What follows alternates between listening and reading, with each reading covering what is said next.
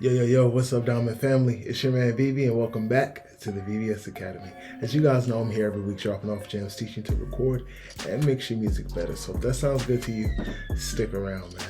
Look, I got a really crazy video for you guys today. Today I'm going to be showing you guys the keys to industry quality vocals. Now look, I promise nobody's ever broken it down for you like this. So stay tuned, grab your pen, grab your pad, because I'm about to really give you the game.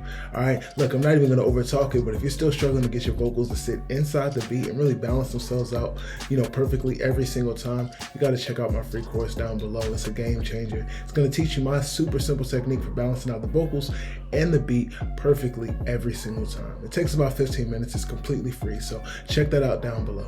All right, let's jump into this raw vocal. We'll play it back and dive into the 3 secrets. Let's get it. Cause I'm in it to win it, I need my own now. I'm on a mission to get it, I gotta go now. She probably think that I'm tripping cause I won't go down. And I ain't watching you niggas, I made my own sound.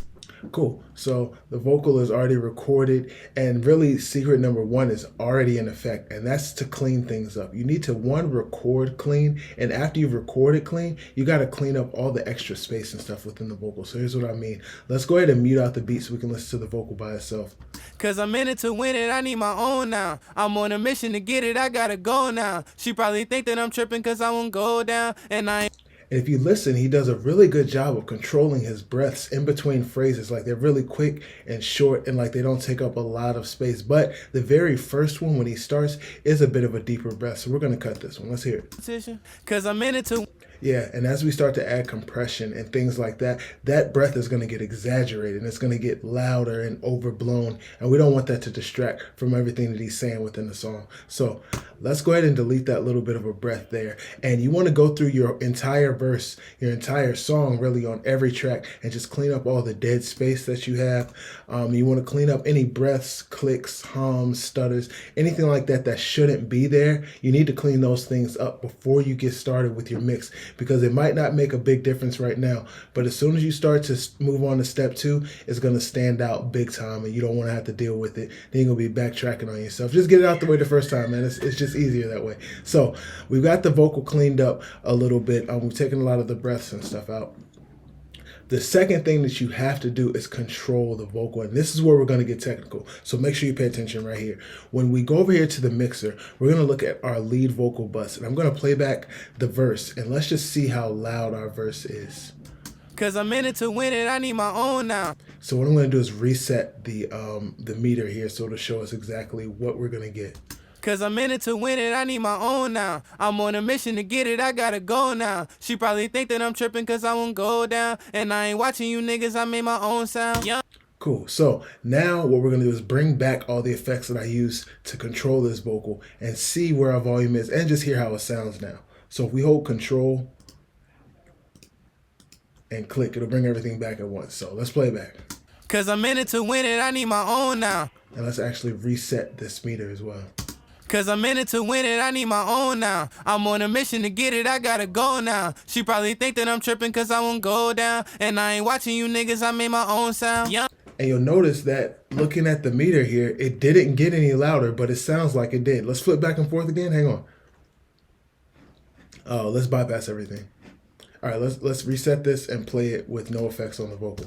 Cause I'm in it to win it, I need my own now. I'm on a mission to get it, I gotta go now. She probably think that I'm tripping cause I won't go down. And I ain't watching you niggas, I made my own sound. Yeah.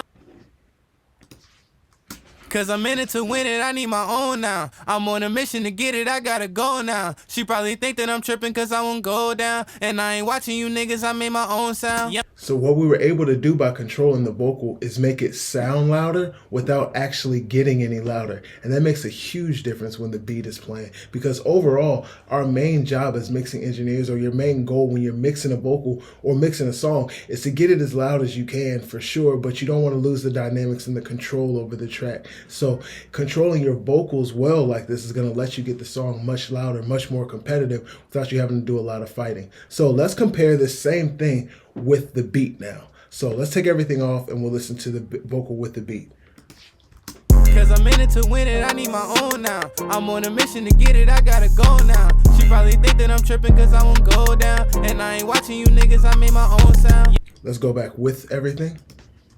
Cause I'm in it to win it, I need my own now. I'm on a mission to get it, I gotta go now. She probably tripping cause I won't go down. And I ain't watching you niggas, I made my own sound. So instantly, it's like the vocal, it's like he took a step forward. It's like he got closer to the mic. It's like he got more confident. He got clearer. Everything he was saying started to punch harder. And that's all a product of control. So with control, let me just show you what I did really quickly. It's just some, this is a channel strip emulation. It's just emulating and making my entire mix sound like I ran it through a large format mixing console. So it's adding some analog feel to the mix. After that, we followed it up with a simple 1176 style compressor, API style EQ, and the LA2A. After the LA2A, I think we have one more, just another EQ where we're just cutting out a few frequencies. Nothing too crazy. And we have a de-esser. Man, and I'm telling you, 3 plugins and it changed the entire way the vocal felt, right? So this is why controlling your vocal makes all the difference in the world. Because if you skip over control and you just go to the next step, then you're not really gonna get everything from that step. You need the vocal to be present and forward and dominant within the track. And that's what controlling it well does. So I'll show you guys everything I used again in case you wanna copy these settings. You don't even have to use the same tools I used. Like any 1176 will work. It doesn't have to be Slate Digital. It doesn't have to be an 1176. Just the idea of using a pretty fast compressor followed by an EQ, followed by a slower compressor, followed by possibly more EQ. These things are going to control your vocal and help it to sit in your mix the way that you want it to sit and present itself, be present and dominant in the track, right? So the final thing that you want to do after you've cleaned up your vocal, you got rid of the clicks and pops and hums and breaths and such. You've controlled the vocal, you got it EQ'd and compressed so that it's present and it sits up in the mix and is dominant on the track. The last thing you want to do is color the vocal. It needs some effects. It needs to sound, it needs some space and some dimension and some things to make it feel good. And so let's bring our effects back in, listen to the vocal with effects applied now and see what the difference is. Cause I'm in it to win it, I need my own now. I'm on a mission to get it, I gotta go now. She probably think that I'm tripping cause I won't go down. And I ain't watching you niggas, I made my own sound. Young nigga. Cool. So remember, the effects are going to add all of the fun, all the spice. And if you work the way I do, like within one of my templates, I think maybe there's a little bit too much effects. So I can actually just turn all of them down with one fader. Cause I'm in it to win it, I need my own now. I'm on a mission to get it, I gotta go now. She probably think that I'm tripping cause I won't go down. And I ain't watching you niggas, I made my own sound. And really all that we're using right here is a reverb, Verb Suite Classic from Slate Digital. It's about a 1 second, almost 1 second room reverb. Nothing too crazy. Make sure that you adjust the pre-delay though. These are the gems, man. There's a lot of little gems in this video. You're gonna have to go back and watch because I'm giving you guys some little gems here and throughout the video that you're just gonna have to pick up along the way.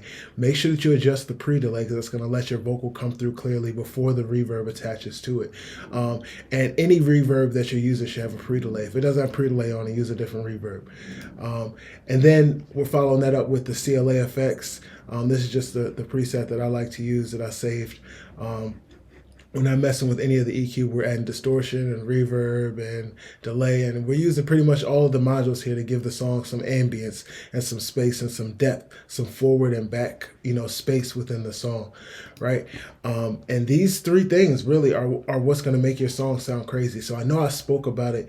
If you skip the control step and just went to the effects, just went to the coloring of the track, what would happen? So let's go ahead and bypass our effects again. Listen to the raw or the dry vocal, but we'll add the effects to it, add the reverb, the echoes, the CLA and all that, and see how it stands up. So let's see if the track is buried.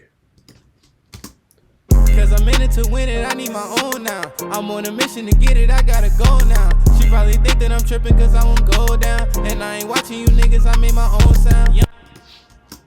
Cause I'm in it to win it, I need my own now. I'm on a mission to get it, I gotta go now. She probably think that I'm tripping cause I won't go. The best way I can explain it is a well-controlled vocal. It instantly makes it sound like the artist just used better mic technique. They stayed more in front of the mic. They were more, confident in their delivery and everything. And this is why industry quality songs sound the way that they do because they've taken the time to make sure that every step of the process is dialed in correctly.